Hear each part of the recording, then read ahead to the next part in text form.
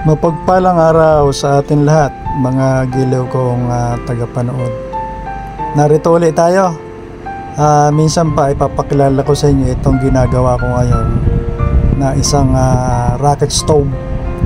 Pero ang isang kaibahan nito ngayon sa ginagawa ko, ito pong rocket stove, bagamat napakalakas ng apoy nito, ay pwede po siyang hinaan ng mahinang-mahina para doon sa pagluluto natin na nangangailangan ng hindi masyadong mainit na pagpapaapoy, tulad ng paghihinin ng kanin o tinatawag na pagluluto ng dahan-dahan na hindi kailangan ng mainit na apoy.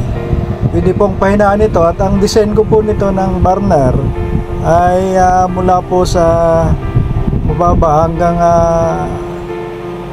ano po ito, 12 to 24 volts, so hanggang 25. At ang apoy nito ay napakalakas at napakaganda po ng apoy nito. Inyo po makikita dito sa ating video ang ating sinusubok na pinapaapoy na ating kalan. Ito po ang lalabas sa mga susunod siguro na linggo, at ito na po ang gagawin kong kalan. Maraming salamat po. Shout out.